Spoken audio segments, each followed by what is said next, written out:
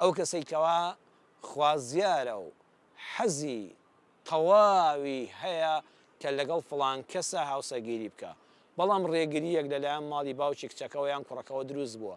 ئەو کاتێک کە مژدەیە درێتی ڕێگریەکە نەماوە، هەموو لایەک بە شادی و خۆشی ڕازی بوون کە تۆ بە دڵخوازی خۆت بگەی، ئەو کەسە بزانە لەو کاتەیە چ شادیەکی دەرونی هەیە کە جەستە خۆ هیچی وەرنەگرتووە، بەڵام دەروون هەستی بە مرتاحی و ئارامی کردووە. مژدەی دەرچوون لە تاقیگا لە خوێندن، مژدەی ناوهاتنەوە لەو کۆلێژەی کە خۆت حەزت لێیەتی و لێ بخوێنی. لە کاتی ئەو مژدە خۆشانەدا جەستە هەست بەوە ناکات کە لەکوێ دانیشتووە، هەست بەوە ناکە ئەو شوێنە نەرمە، ڕەقە، ناو دڕک و داڵە، بەڵکو تەنها دەروون حەز بە خۆشی دەکات، جەستەی هەمال کراوە. نمونەیەکمان هەیە لە قورئاندا بەڕێزان کە قورئانتان خوێندەوە ئەم بابەتانەی هەموو تیا بدۆزنەوە و بە جوانی تێبگەن و سەرنجی وردیان بدەن. لە قورئانە پەروەردگار لە سوورەتی یوسفە باسی ئەوەمان بۆ دەکا کاتێک کە ژنی عەزیزی میسر کە لە کتێبەکانە پێدەوترێ زولەیخا شاژنەکانی وڵاتی میسری ژنە وەزیرەکانی کۆ کردەوە بۆ ئەوەی لۆمەی نەکەن کە ئەوەی لەگەڵ ئەوایە و لەبەر چاو و دیدەی ئەوە کە یوسفە لۆمەی مەکەن کە چ جوانێکی بینیوە، چ کەسێکی بینیوە کە شایەنی ئەوەیە شەیدای بێ و لە لۆمەی لۆمەکار نەترسێ. بۆیە هەر یەکەیان داینان لەسەر کورسی و مێزی تایبەتی خۆیان، هەر یەکەیان سێوێک پرتەقاڵێک میوەیەکەوەی کە لەو کاتەدا هەبوو بێ و چەقۆیەکی زۆر تیژی دایە دەستیان و لە کاتی ئەوەدا کە خەریب و دەست بۆ میوەکانیان بەر و پاکی کەن و بیخۆن بە یوسفی وت یوسف بڕۆ بۆ لایەن، بڕۆ بەبەر دەمیان هاتیە پەڕە. فلما رأينه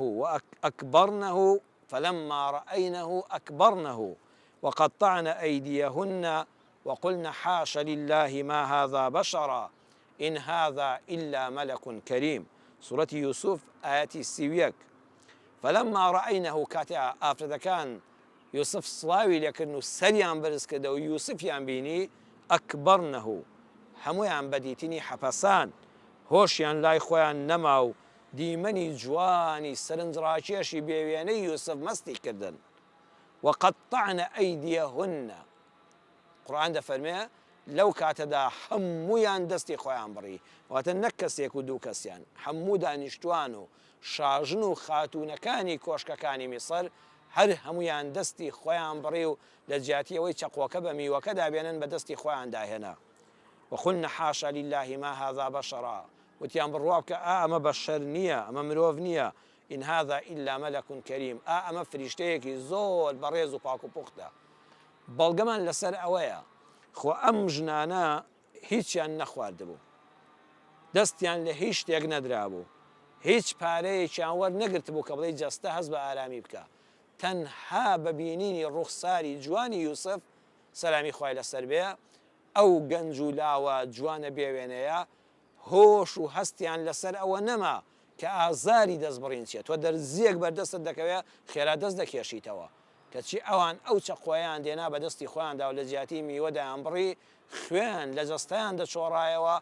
وا مەست بوو بوون بە بینینی جوانی دەرونیان وا تێکەڵاو بوو جەستەیان هەستی بە هیچ ئازارێک نەدەکرد. بەڵێ زۆر جاری ئینسانێک کە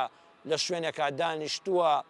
ئەو داڵی بینینی کەسێکە ئەوەندە بە تامەزرۆی دەرونیەوە دانیشتووە دوایی لێی بپرسە لەوە چێ شوێنەکەی دڕک و داڵ بوو بێ، لەوە شوێنێکی بەردەڵانی زبر بوو بێ، هەستی بەوە نەکردووە لەسەر چی دانیشتووە یان لەسەر چی دانەنیشتووە یان چی بینیوە یان دیمەنەکانی ئەو شوێنە چۆن بوون، جەستا کۆتایی پێ هاتووە، تەنها دەروون لە کاردایە و تەنها دەروون دەبینێ.